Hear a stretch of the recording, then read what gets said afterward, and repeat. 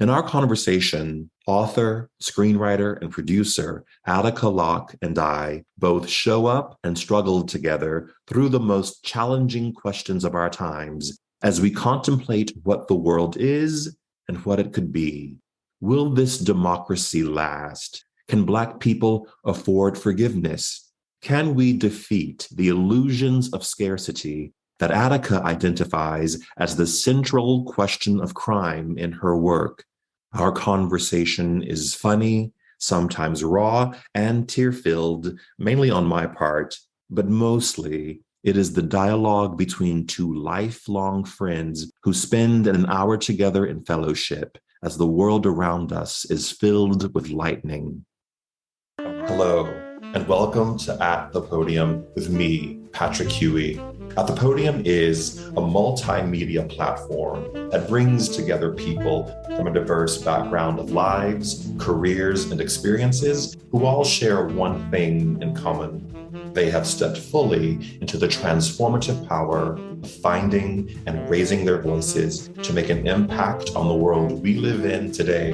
At the Podium holds a space for everyone to share their stories, to be heard, and to bring us inspiration.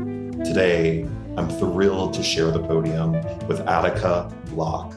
Attica Locke is a New York Times best-selling author of 5 novels: Heaven, My Home, sequel to the Edgar Award-winning Bluebird, Pleasantville, winner of the Harper Lee Prize for Legal Fiction, and longlisted for the Bailey's Prize for Women's Fiction, The Cutting Season, winner of the Ernest Gaines Award for Literary Excellence, and her debut novel, Black Water Rising, which was nominated for an Edgar Award, an NAACP Image Award, as well as Los Angeles Times Book Prize, and was shortlisted for the Women's Prize for Fiction. A former fellow at the Sundance Institute's Feature Filmmakers Lab, Locke is also a screenwriter and TV producer, with credits that include Empire, When They See Us, and the Emmy-nominated Little Fires Everywhere, for which she won an NAACP Image Award for writing and television. She most recently co-created and executive produced an adaptation of her sister Tembi Locke's memoir, From Scratch, a memoir of love, Sicily, and finding home, for Netflix. A native of Houston, Texas, Attica lives in Los Angeles, California, with her husband and her daughter. Before we hear from Attica, I want to invite you to share at the podium with the people in your lives. If you find our conversation today helpful, and I hope that you will, take a screenshot and share on your Instagram and tag at the podium _ Patrick Huey. Or if you're on LinkedIn or Facebook, share our links there. Your shares, likes, and 5-star written reviews help grow our audience and move us up the charts. I'm grateful for your support in this capacity. Okay, Attica, welcome to At the Podium. Thank you. I'm honored. I'm flattered. I'm proud of this mission. So I'm happy to be here. When I first started this podcast, I knew that you were one of the voices that the world needed to hear because you have such a unique voice. And I don't know if you even remember this conversation we had. It must have been over 20 years ago when I had first moved to Los Angeles. And I think we showed up in LA around the same time, in that same time frame. And we were talking one day. You were pursuing your career at that time as a television writer, and I was pursuing my career as an actor. And I think we were sort of commiserating over just the difficulty of finding one's way through Hollywood. And you said to me, sometimes the victory is just in showing up. And that has become a mantra that I've lived my life by, because I think you really spoke truth in that moment. It's funny because I still tell myself that, and I didn't remember saying that to you, but I'm trying to write a book right now, and I am somebody who is full of neuroses about all the things that are wrong with it. And what I tell myself is just show up. It's in the showing up. Yeah. I don't really know where this is going, but it won't go anywhere if I don't show up. You have to show up. We live in a time when people step away. You look at the way people have just sort of checked out of being involved socially and politically. So that showing up becomes a really important act of courage. It's about also being kind of in contract with yourself, because it's about, here's what I will say to the people who are checking out. I hear you and I see you and I understand you, because right now is wild. We are being bombarded in a way that no human brain has been asked to process information ever in the history of humanity. Between the news that we're taking in, between the pandemic, the political unrest, war, we've had pieces of those at one time. We never had them all happening at once. And wanting to get under the covers, I get that and I understand that. And I understand that impulse, but you have to kind of find a way to push through that. And some of it is just asking yourself to show up for yourself, because your ability to then be additive to the lives of others starts with you being able to show up for yourself. So this is an interesting time to be alive. It really is. I don't think we could have ever contemplated what we're facing today. I actually dipped my toe yesterday, and I've been avoiding news for the past few months because I need to still get through my day. But I dipped my toe in to the January 6th hearings that are going on. And I spent about an hour with that process. And it literally it made me sort of have to recommit to showing up in a way that I think can be scary, in a way that can be uncomfortable. But I think we have to, even if it's from having knowledge about what's happening in the world and understanding what that really was, I think it's important that we show up. Well, it's interesting. What I hear in what you said is you found a coping skill, which is I don't always check in with that because I can't function. And I've talked to other people who have come up with ways to process. So rather than having Twitter up all day long or looking at their phone, they have made a pledge with themselves that for them, it's at the very end of the day or at the very beginning of the day. And I have a friend who says she can't take it in during the day. She certainly can't take it in before she goes to sleep. But in the morning, when things are still, that's when she chooses to consume news and process it within herself. And so I think coming up with things like that are great coping skills to process the times that we're in. Because I come back to physiologically and neurologically, we're not really supposed to be able to take in what is happening on our block in Ukraine, in Israel, in DC, all at the same time. So I applaud you for finding a way to know I need to take that in bites and in a way that feels safe and comfortable for me so that I can function in the rest of my life. I think that's true. I think showing up isn't just giving away your boundaries and your agencies. It's being very selective in what you choose to give your energy to. And I've been really in this space in my life right now, I would say over the last year, where I've really been interested in establishing boundaries. It's a skill that you have to learn. That's part of the showing up process, is showing up in the way that makes sense for your life, in the given circumstances of your life at any particular time. I agree completely. Attica, I was doing a little research on you before this conversation today, and I found this amazing interview with you that you did in 2015 for NPR. And I love the quote because it really speaks to this season that we're in for this particular show. And the interviewer was asking you about Pleasantville, one of the novels that you've written, one of the 5 novels that you've written. And he asked you this amazing question. He says, do you have to check yourself when you're writing Black characters? Now, remember, this is in 2015. This is in the glow of the Obama administration and sort of the huge social gains that we were making at that time. And what was to follow wasn't really even on the horizon at this point. What you said to that question was, that voice is always there, but I think it is art to push that voice out. What has been extraordinary about the experience of Empire, which was the show you were writing on at that time, is that I think that Black people have been conditioned for so long to only look at the level of representation. Are we visible? That there was an inordinate pressure that visibility is positive. I hope that we're getting closer to Black people being able to engage their image of themselves as art, which means complication, which means you do some good stuff and you do some bad stuff, because that is what it means to be human.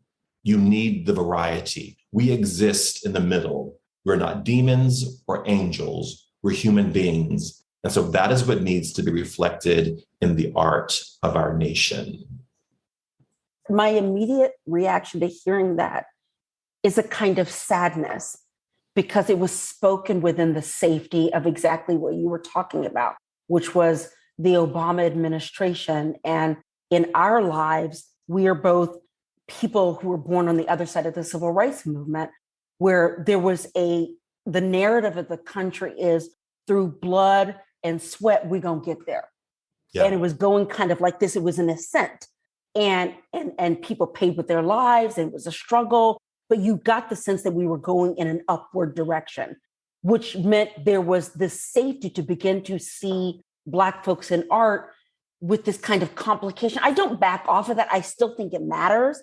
I think the danger now is that we're in a time period where sometimes our humanity, I've witnessed it be used against us.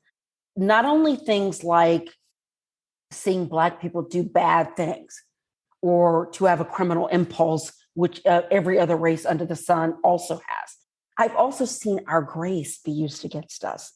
When I wrote my last book, Heaven, My Home, which had a big theme about forgiveness and whether or not Black folks could afford forgiveness. The gentleman who was murdered in Dallas by the cop who walked into the wrong apartment. Yes. And his brother got on the stand and wept and said, I forgive you. And the danger is that is our humanity. Because I actually believe the Black folks are some of the most forgiving people on planet Earth. We are some of the most gracious people on planet Earth. And yet the fear is that if you keep offering that up on a platter, where is the incentive for people to begin to keep checking their own behavior and course correcting their bad behavior? And so when I hear that quote, I hear it being spoken in a different America. And so I feel a kind of sadness about where we are. And I hear you about the January 6th hearings. There was one of them where I tried to talk to my husband about it afterwards, and I cried. I'm not the only one. I've just never seen anything like this in my life. And I'm Black. I'm a Black American saying, I ain't never seen anything like this in my life. It hurts so much that the need to maintain a sense of power is so strong that you literally will obliterate the democracy. You will literally undo it because you so badly want to be better than someone else. It's just sad. It's just sad. You said something that I want to sort of dive into a little deeper about the grace of what is required when you forgive and when you move forward. And this theme has come up several times in the interviews that we've shot for season 2. This idea of that you don't meet inequity, you don't meet resistance with resistance, you meet that with love. And I understand that in the poetic sense of what that means. And I agree with it in many ways. I think Martin Luther King was right. You want to address these issues that are so complicated and so within the bone marrow of what it means to be an American or human. But I wonder if we're in a time when that's even possible, because the vitriol that's reserved for people who are without a certain sort of demographic and who are not part of a certain race or a certain gender is so powerful right now that it's literally changing the inner workings of what it means to be American, what it means to be human. So I question if we're in a time where love can conquer all. These are the questions of our time. These are the questions of our time. I don't know, Patrick. I don't know. What I do think is I actually don't think there are as many hateful, crazy people as the media makes us think there are. And I wish we would starve them of oxygen I know that we have to know that these people are out there. And so certainly we should cover them in the news. But I feel like the coverage is outsized to the actual numbers. I wish we could see more of the fact that there are people who, I think the number of people who truly believe that Trump was sent down from Jesus and he won the election and JFK is a cabinet and the next life or whatever. It's not that many of them people. We just see it a lot because it's wild. It's mildly entertaining to look at it. How is that person that crazy? There are more people who are reachable than I think gets shown in the news. Now, do these people have issues? Do people need to look at themselves and ask, why did I vote for Trump in 2016? Why was I okay with some of the stuff that he was saying if it meant I was going to get a tax break or it meant whatever about the economy? Why was I okay with that? If you're even consciously asking them the question, you're reachable. Now, is it going to be a lot of work? Yeah, but that's a human being I can reach who can ask the question. Do I want to do that work every day? No. Might I end up at a dinner party with you and we talk and something shifts? Yeah, maybe. Maybe on that particular day, I have the energy to begin to engage with you about the why of it, to, if I feel like it, I'm in the mood that day, to educate, to shift. And I just think there are many more, numerically, I think there are many more people like that. And I wish more of the conversation lived in the middle. And I'm not one of these, I'm not a both sides or God, no. And I'm not a middle of the road. I'm a leftist everything, because to me, what the left represents is human rights. But there are a lot of people who just been asleep, and you saw them wake up during everything that happened after George Floyd. But you have to keep poking at some of those folks and keep kind of checking in with them, because we've been, since George Floyd, I mean, how many other 800 things have happened that are just so overwhelming that you just erase? I can't worry about that no more. I mean, here's the thing. Love, and nonviolence are the only sustaining principles of life, period. So as much as I feel sometimes like I want to shut it out and I don't want to deal with people, and I don't know if we can love our way out of this, it actually is kind of the only way we're going to get through it, whether it's comfortable or not. And I don't think we're as bad off as we think we are, because otherwise he would have pulled it off on January 6th. Right. And he didn't. I'm splitting hairs here, but just trying to make myself feel better that he didn't pull it off. But I've never been more scared, but I don't have another answer other than having hope, or else I'm done. That otherwise, bye, Patrick, I'm out. Like, I'm out with the world. I'm done with the world. Like, so I'm not done with the world. I'm not done with people. So what can I do but engage in aggressive self-care and have some faith in humanity? Well, Attica, you and I grew up in Texas. So we lived in a place of hope, I think, because I'm sure we went to school with people. And when you're that age, you're not maybe as politically aware as you become when you're older. But, we went to school with people who had pretty far right opinions and views of things. There were Confederate flags in the school parking lot, in the trucks. Right. But that did not impact our ability to coexist with them. Were we going to lunch every day? No. But there wasn't this schism that we have now. And I think maybe some of the hope that you feel, and then I want to feel deep inside, and I think I do feel it, is that we've lived in a context where people of diverse, if you think about our high school, it was incredibly ethnically diverse and socially diverse. And we had incredibly far right leaning people and far left as you can be when you're 16 years old. And we somehow managed to build an environment that we could all coexist together in. So I think it's possible. I think it's possible. I think we're going to get there. I mean, I think the far right of our time period is reasonable. You are still allowed to exist. I mean, we're now in a place where just the fundamental essence of who people are, we're talking about not protecting that anymore. That's more dangerous. But I still think it's a numbers game that they're fudging on the other side. They wouldn't be trying to redistrict stuff like this if they had the numbers to pull off their quote unquote belief system. There are more Americans, in my opinion, who certainly believe in things like abortion rights, believe in LGBTQ rights, that got some racist blind spots for sure, but are not fundamentally deeply hateful people. I agree with you on that.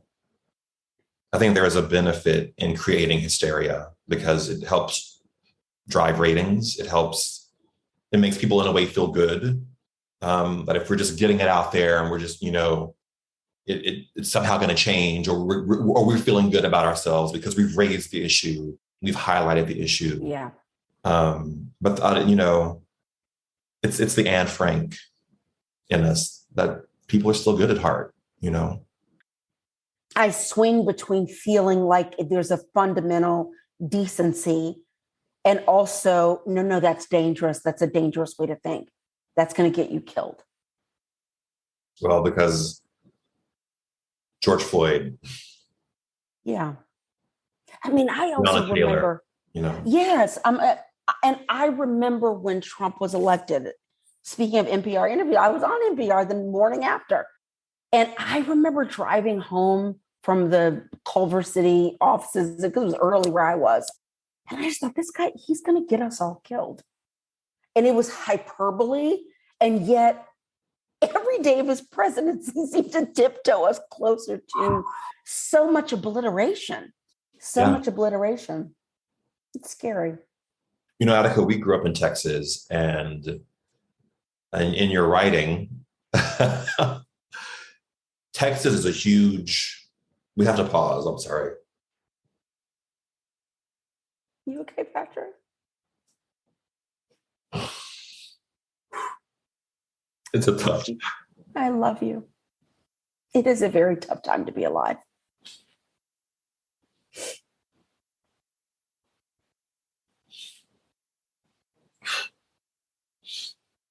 Oh, I didn't know we were going to go there. I understand. I understand. We're trying to make it. Sending you so much love. You too. Thank you. Okay. Red eyes. Life is real. We're just going to keep it real. We're just going to keep it real. We're keeping it real. Oh, okay. Was it between, is it like 30 years of friendship? Oh my God. A long time. Yeah. All right. I'm good. Are you good, Attica? I'm good. I'm all good.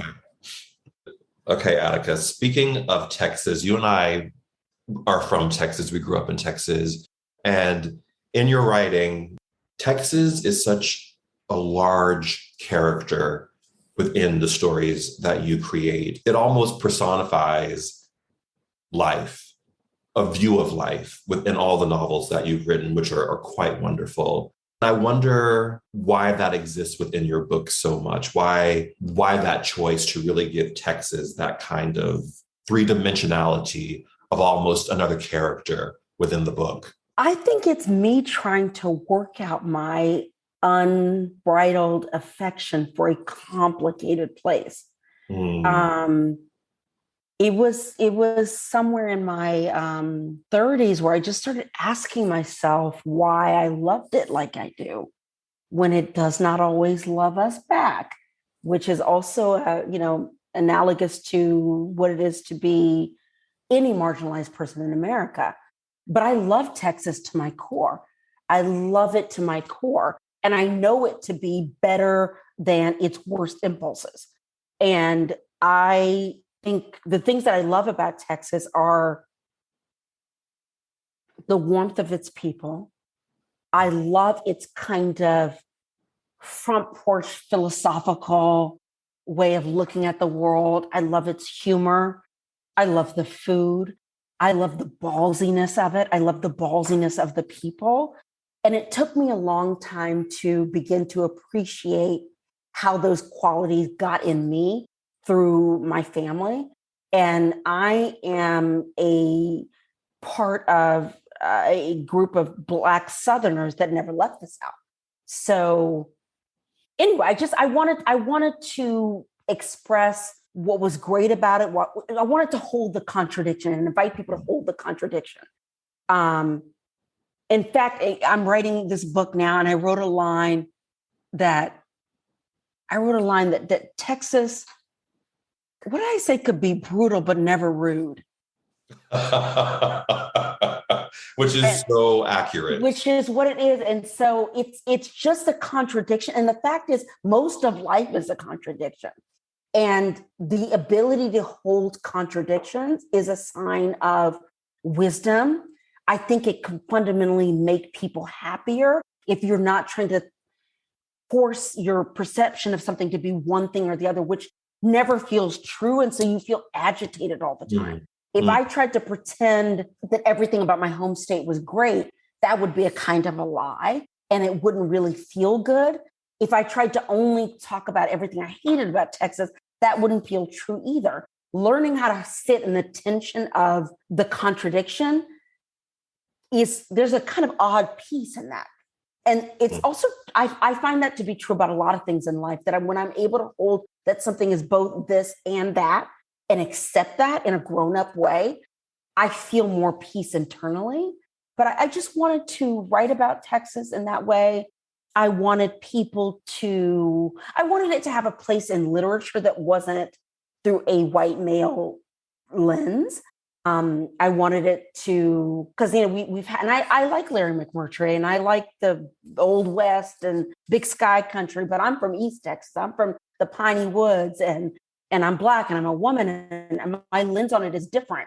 And I have a corner of it that's mine and that belongs to my culture. And I just wanted that written down. I just wanted it written down. I love that you mentioned that, because I think what's really great about your work, you write in the suspense thriller genre of writing, but it's so much more, because you do go into the complexities of that. It's not just like, a guy in a fedora and a smoky alley and a cigarette and a pretty girl who shows up and they solve the murder or they solve the mystery. But there is a complexity to the writing, which I think is part of the reason why you've had such critical acclaim, is because you really you ask the reader to hold complex thoughts. I think that's part of the power of what your writing does. And thank you. Thank you. And I'm also remembering you've been one of my biggest champions from ever. Thank you. Thank you. Thank you. And a lot of it helps me work stuff out, that it helps me grow up in a way.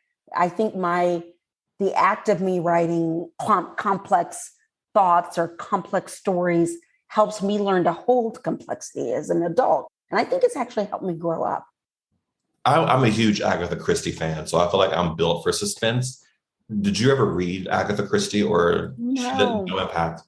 No, not really. I mean, the first mystery book I read ever was it's a kid's book. It's called The Westing Game.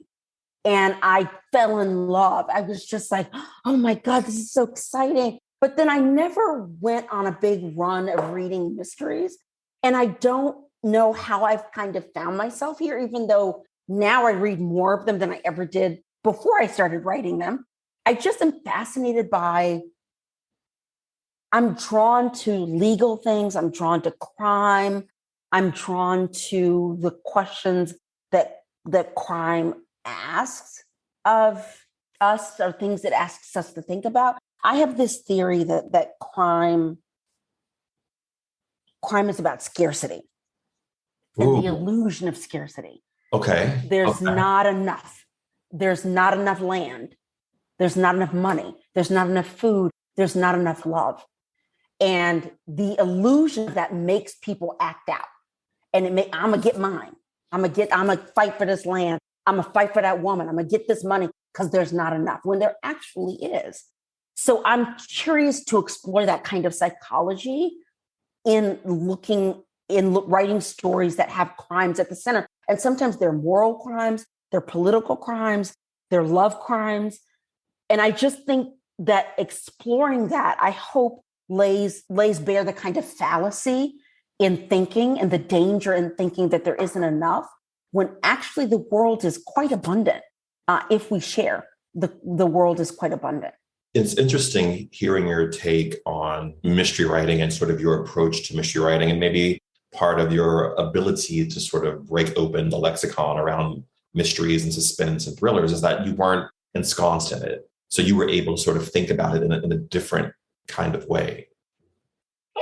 Maybe, I never thought of it that way, but that actually may bear out. Yeah. I mean, I will say this though.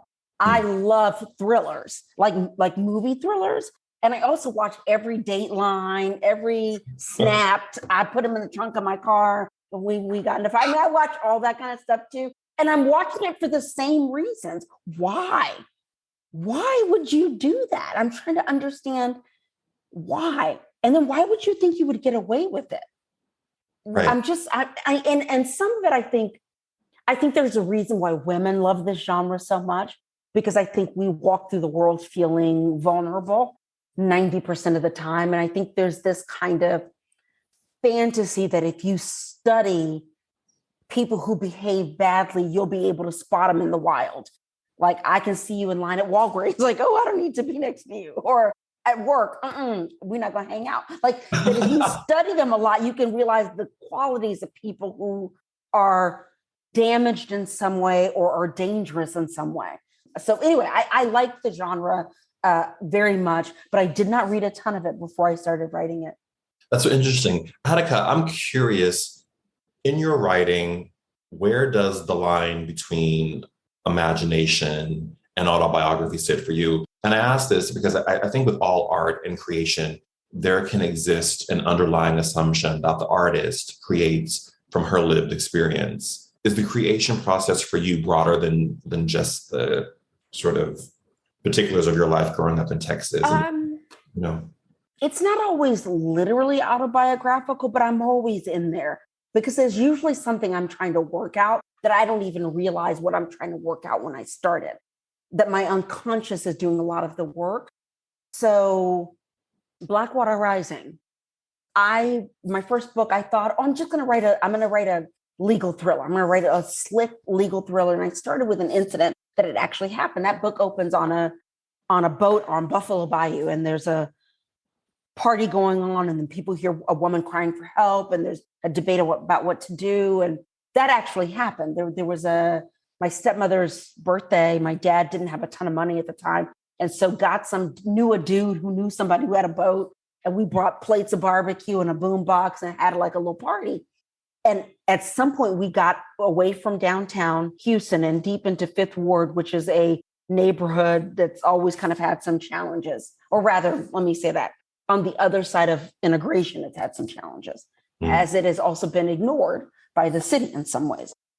Yep. So there can be a lot of crime there.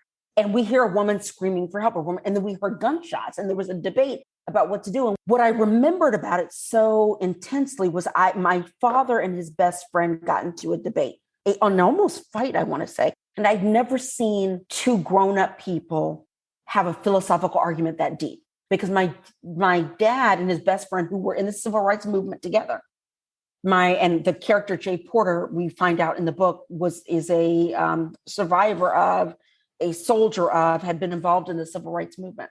So my dad and his best friend, who married, he was a minister. He's been a common minister since then, and married me and my sister. Married us at our wedding. Married to me and I.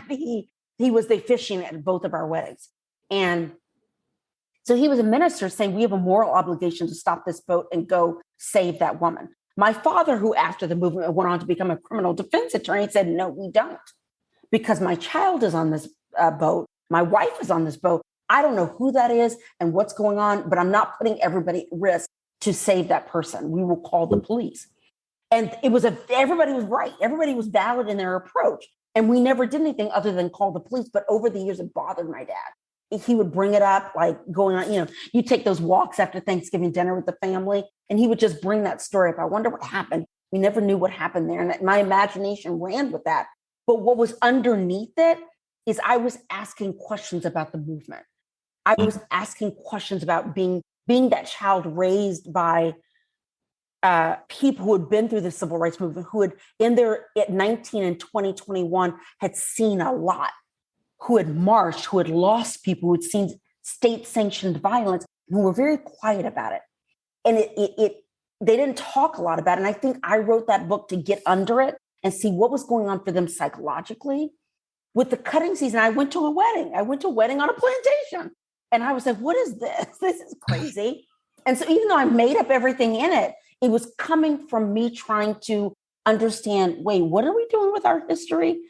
And of course, it was written after, and it takes place, because I literally put a date stamp on it, in 2009. So it's written after Obama. So a lot of it is my hope about his election. Pleasantville, my dad ran for mayor. Like everything along the way, there's something in it. And so even when things aren't literally me, I would say the things that are closest to me autobiographically is that Darren Matthews, who's the character in the last two books that I've written, he comes from like a long line of Texans that goes back to slavery, and they've never left. And, he comes from corn and cotton farmers. And that's kind of like my family. But the rest is all invented, except me trying to work out stuff within me that I sometimes don't even know I'm doing when I'm writing it. It's later that I'll be like, oh my God, oh, that's what that was about. You mentioned your father and your mother and your stepmother, and you come from a family, as you articulated, of people who were very active in the civil rights movement. Your dad went on to have a fabulous career as an attorney, ran for mayor, a great campaign in Houston. Your mom started her own business in the 1980s in Texas, when a lot of people weren't doing that, especially Black women. And I wonder where those influences sit within you, and how is that where the genesis of Attica Locke, the writer, the television producer, the screenwriter, were born? Yes, very much so. One, because they taught me to be very awake to the world. We certainly discussed current events at the dinner table. I absorbed their worldview about politics. And because one was a business person and one was an attorney, I understood how certain systems worked at a young age. Like I understood how, and I don't mean just like business, how business works from an accounting point of view, but I understood what it was to start a minority business and what it meant to get minority business contracts from the government. Why did they have to have those? Oh, because of history of trying to find parity for minority businesses. So I learned about things like that because it was being discussed in the house. With my dad, I learned about the law. I learned about rules of law and governing. And so a lot of my work centers around law. It centers around business and corporations and their sometimes dastardly deeds. There's usually in my books a front-facing crime at the street level that's masking something bigger that usually has political or corporate implications. And so I definitely see my parents in that. Why writing? You were quite the actress, which... Oh, no, I lost it all. Why writing? I literally can't do anything else. I have no other skill set. I can't do any, I'm trying to think of anything else I could do and make a living at it other than running my mouth. If there were a job, and I have said before, if I could be a lawyer without taking the bar or going to law school, I would do it. If it was just the part where you talk, I would love to be a lawyer. If I could just get up and run my mouth, that sounds great. But I don't know how to do anything else. I do think Timby and I both talked about this binary thinking we had where, oh, well, Attica's the writer and Timby's the actor. And that Timby had to, when Timby wrote her book, she had to get past the idea that Attica writes. I don't write, Attica writes. And I helped her get over it by saying, you have to write a book. You have to write this book. But all of the acting thing, it just left me. I mean, the only thing I have left is a comfort being in front of people. I have a comfort speaking extemporaneously, being improvisational, but I cannot act anymore. I'm not even sure I ever did. Like, it feels like it was a memory from some other time. And the writing has always been with me. It's always been going back to ideas of self-care and making a contract with yourself, writing is a way that I get to spend time inside my own mind. And it's only as I've gotten older that I'm looking at that critically. It happened impulsively as a child.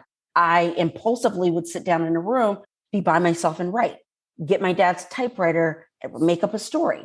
Now I'm beginning to understand, now that I hold different things in my life, that I do TV work, which is so highly collaborative, and I write novels, which is just so solo. I'm beginning to realize the privilege of being a writer is the privilege of being able to spend time with myself. And it's taken me a while to learn to realize, because I've had a lot of therapy and I've had a lot of just self-esteem issues to work on my entire life. But now I can kind of see that to write, you have to kind of like yourself a little bit because you're just spending time with yourself. Yeah. So you're just like we said, you're just showing up, but you're showing up to just hang out with Attica. So in some ways, even though I have an internal critic that likes to tell me this isn't good and you're not that great and you don't, I say all these things, I can't really think them because I keep showing up for myself. So that tells me that there's a gap between your internal voice and your actual actions, and your actions are the things you should trust more than what you're saying to yourself. Like I've caught myself just saying things that I don't mean because it's rote. Like, oh my God, I'm just so tired. And sometimes I'm actually tired. Sometimes I'm not. I'm just saying it because I say it all the time. When I'm actually walking around the house whistling, I actually am feeling more joy than I'm actually admitting to myself. So that's another thing where I think that comes with age, is learning how to divorce these habits of being from what's the actual lived truth. Ooh. That I actually think, which this is in theme with what we're saying about the things we say about our country, so to speak. It's terrible. But we're all crying like this because we fucking care. Yeah. We're crying like this because there's so much love and we're not the only ones. Like, so there are just more of us. There are more of us that believe there's a way out of where we are than there are of the people who are trying to obliterate democracy. Yeah. We're in a dangerous place because there are the cynics who, a lot of them are engaging in cosplay. But it is important, I think, to remember that there are more folks out there who are reasonable and reachable.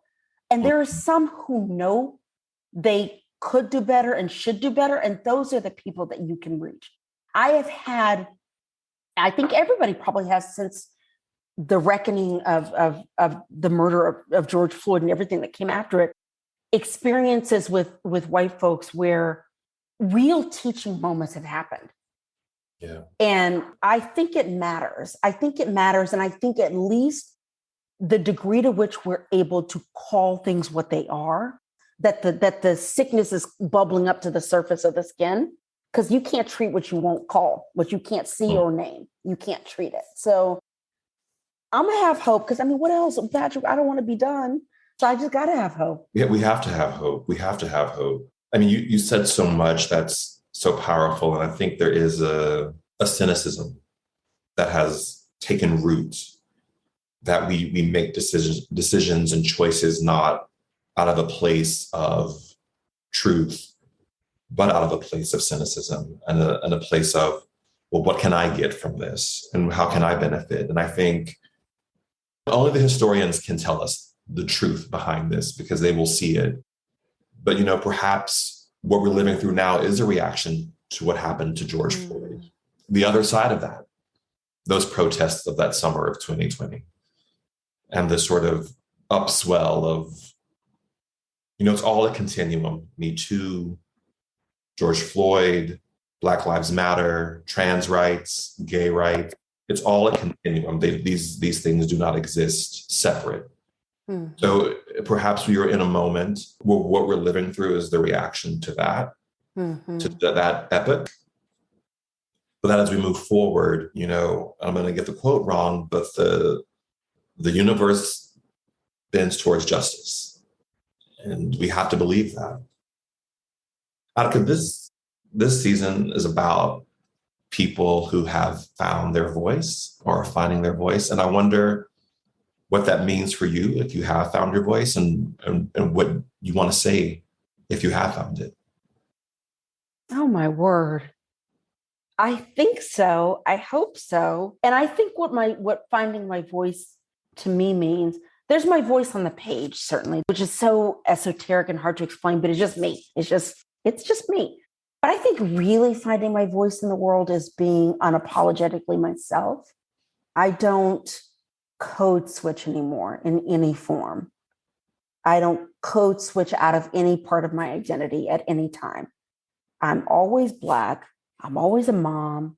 I'm always pretty politically left with people I love who are Black and Indigenous and Latino and LGBTQ. I'm always that. I'm always short. I'm always a wife. I'm always somebody's sister. I'm always mouthy. I'm just all of these things. And I'm beginning to understand that I like these things about myself, even though sometimes that internal voice that wants to criticize, I'm realizing that voice just like to be talking, but it's not always the truth. And I'm happy to feel comfortable in any room I walk into because I don't have to don a persona anymore. And a lot of that is the grace of age. It's so funny. Something crossed my mind the other day and it freaked me out that I thought this. I was thinking about somebody I know who's 22 and it just went over my mind. I went, no, I don't want to ever do it. No, I wouldn't want to start any of that again. And I was like, what am I saying? Wouldn't I want more life? But I was driving thinking, I don't really want to go back to 22. It is a privilege to age. It's a privilege to age. And so I think finding my voice is to be unapologetically myself.